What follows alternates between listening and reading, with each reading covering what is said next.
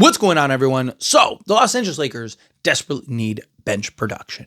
And last offseason, one of the guys I really wanted to see the Lakers take a flyer on and bring on was Kevin Porter Jr., right? Kevin Porter Jr. really needed a place to prove himself, right? He was a guy that was, 20-point-a-game scorer that I thought really could have helped the Lakers bench, been a legit scoring option for the Lakers off the bench, and then ultimately the Lakers didn't sign him, and instead he went to the Los Angeles Clippers and then eventually made his way to the Milwaukee Bucks, right? But he was a guy that actually gave some really good production this year for both the Clippers and the Milwaukee Bucks, and I really think that the Lakers should look to consider to sign him again this upcoming season. I think he's a guy that, again, off the bench, in a bench role, could be a bucket getter. Guy that go get you, 15 a night off the bench, depending on the minutes, the role, the opportunity, and whatnot. Guy that can handle the basketball, make the occasional play for others, but he is more of a bucket getter than he is, like a traditional playmaking point guard. He's kind of more of a guy like, he's best suited as a sixth man, in my opinion, right? So looking at Kevin Porter Jr., what he provides, right? Decent size, 6'4", right? So he's not like a 6-foot guard where it's like, he's tiny, he's small. No, he's got like good size, can finish well through contact, beat guys off the dribble, right? Score pretty much anywhere on the basketball court. But you look at him and what he did last year, right? So between the Clippers and the Bucks, right? Remember, it's two teams. On Milwaukee, he was actually better. He had better efficiency. He actually got one more attempt with the Clippers. But there, we'll go over both. So Clippers, he played in 45 games, started in 2 of them, got 19.6 minutes per game on 9 attempts, shot 42.3%, only 24.5% from 3-point range on 2.4 attempts. That was with the Clippers, okay? Keep that in mind, right? 48.5% from 2-point range on 6.7 attempts. EFG of 45.5%, which wasn't great. Free throw shooting was 64.5%. Again, terrible. 3.6 rebounds, 3.2 assists, 1 steal, half a block, and 9.3 points. Now, you might be thinking, Tyler, that is super inefficient. He was terrible for the Clippers. So look what he did with the Milwaukee Bucks, right? Well, with Milwaukee, 30 games played, 19.9 minutes, right? So 0.3 minutes more, but roughly the same amount of minutes, 8.2 attempts compared to 9 attempts, 49.4%, so up 7% from total field goal percentage. 3-point range, he shot 40.8%, almost 41% from 3-point range on exactly 2.4 attempts. So same number as with the Clippers, right? You look at his 2-point percentage, he shot 52.9%, so 53%, which is almost 5% better than he did, again, with the Clippers on 5.8 attempts, and he had an EFG of 55.3%. There you go. That's the kind of Kevin Porter Jr. we need. All right, and shot 87.1% from free throw percentage, 4 rebounds, 4 assists, 1.3 steals, half a block, and 12 points per game. Boom, that's the Kevin Porter Jr. that the Lakers need. A guy that can come in, give you buckets, right? Now look, he can be a little inconsistent at times, but that's usually what most 6 men are, right? Most 6 men are coming in, they're giving you, 12 to 15 points a night, and they have good games and bad games. Right. But the point and the value of having a 6 man is on any given night, the guy go get you 20 to 30. Right. Kevin Porter Jr. can do that. On any given night, he can just give you some form of scoring and consistency, apply some pressure to opposing defenses. Kevin Porter can do that. Make the occasional plays. Kevin Porter can do that. Play some defense. Kevin Porter can do that. Right. Like everything that you would need from a 6-man scoring role, Kevin Porter Jr. can provide that. He should be cheap. He's probably not going to cost a ton, right? Can he be our Jordan Clarkson, right? A lot of people really want Jordan Clarkson. All trade deadline and the last offseason and whatnot. Got a lot of people that are like, I really want Jordan Clarkson. Well, you could have that in Kevin Porter Jr., right? They're similar size, similar game, right? Like both can be streaky and inconsistent, right? Well, one guy would be a vet minimum and could come in, slot a role, prove itself type deal, all of that. I like the idea of a Kevin Porter Jr. If you can bring in Kevin Porter Jr., he's a guy that I think could slot it, right? Now you can look to trade a Gabe Vincent.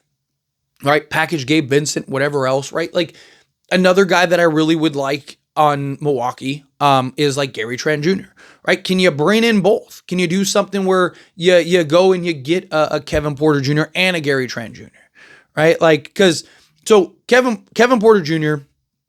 has a $2.5 million player option this upcoming offseason. So he can be a free agent. So he could just decline it and then take that same money with the Lakers, right? Boom, there you go, on a proof deal. I mean, get a bigger spotlight, get probably the same amount of opportunity, especially over an 82-game season. He's a guy that can go off and score some buckets and do some things out there, right? He had some great games for Milwaukee, even a couple playoff games where he was really good for Milwaukee, right? He was hitting some big shots and won them a couple games, right? Like, you need a guy like that. A guy that can come in, play some defense, score the basket. He's not really a defender. He's not known as a defender guy, but, have a guy like him. If you could bring, I would love if you could get him and Gary Trent, right? So imagine a starting five where you have like Luka. Can you get like a Suggs or a Dyson Daniels or a Herb Jones, something like that, right? Like a legit two-way guy alongside Luka with a Nickeil Alexander-Walker, trade for a Mark Williams, and then have a LeBron James. Boom. Now you got a legit, balanced, versatile starting five. You got two legit two-way guys and whatever, Herb Jones or whatever at the thing, and then a Nickeil Alexander-Walker. Boom. Now you got that alongside Luka. LeBron James can play defense, do a little bit of everything, and then you got your skilled big. Okay, well, now let's move to the bench. Now, if you could have something like a Kevin Porter Jr., a Gary Trent Jr., and then a Jared Vanderbilt with a Dorian Finney-Smith, and then like a Steven Adams, or, even like a Clint Capella or something like that. Perfect. That's a great, balanced, versatile. Now you got two guys that go get you 15 a night off the bench, two guys that can shoot the basketball, play on ball, play off ball, do a little bit of everything out there on the basketball court. You got defenders, you got switchability, you got multiple wings, right? Like, that's the roster that you start to look at and you start to shape and put together and kind of mold and do the things that you need. All of a sudden you look up and you're like, hey, wait a minute, Lakers might actually be able to do this thing, right? And again, like, that's what the Lakers need. Lakers need multiple guys that can come in, play a particular role, right? Fill in holes that the Lakers really have. Cheap, versatile options, right? Which Kevin Porter Jr., I don't think somebody's going to go and pay him, $15 million a year, $10 million a year, anything like that. I think he is best. Even when he was on Houston, even before all the stuff, off-court stuff that he did that got him in trouble, I always thought he was probably best suited as a sixth man. Right, his skill set, what he wants to do out there, the way he likes to play, always was probably best suited as a sixth man, and potentially could be one of the better six men in the league, right? Look, there's no question Kevin Porter Jr. can go get you buckets. Zero question. The guy can go put the ball in the hoop, and he can do it at a multitude of ways. This is a guy that can legit go and score the basketball, right? So there's value in that. You can score the basketball, teams want you, but they want you in a specific role. They want you to play a specific part, right? Kevin Porter Jr. wanting to be the star, wanting to be this, that, and the other. He's also 25 years old, right? He just turned 25 years old, right? So, literally a couple days ago. So, he's very young. He's athletic, versatile, can do multiple things out there on the basketball court. He can play the two guard, play the point guard, right? Those are all things you need. On occasion, you could probably play slot in the three. Be undersized at the three at 6'4", but again, just the idea of a guy that can play multiple positions. And you look at him for his career. Again, this is a guy that not that far removed. 2022, 2023 season, because remember, he missed the whole season for he was playing in other pro leagues, but he basically got booted out the league for his poor choices in life. But you look at the Houston year, right? Before that, 59 games played, right? He played 34.3 minutes per game, took 15 field goal attempts per game, 44.2% from the floor. He shot 37% from three-point range on 6.5 attempts, 50% from two-point range on 8.5 attempts, EFG of 52.2%, shot 78.4% from the foul line on 4.5 attempts, got you 5 rebounds, 6 assists, 1.5 steals, half a block, and 19.2 points per game. This is a guy that can get the bucket. This is a guy that could shoot the basketball, that could score the basketball, that could do multiple things, make the occasional play for others, right? He's a guy that, Luka gets the night off and it's like, hey, buddy, we're going to have you play the point, right? We're going to have you go out there and we need you to give us 35 and 5, and he could probably do it on a random night, right? Like, he's not a guy that I would want to see the Lakers start or anything. I don't. To me, he is probably best suited in the 6-man role. Let him come off the bench. Let him be a bucket getter off the bench. The Lakers need that desperately.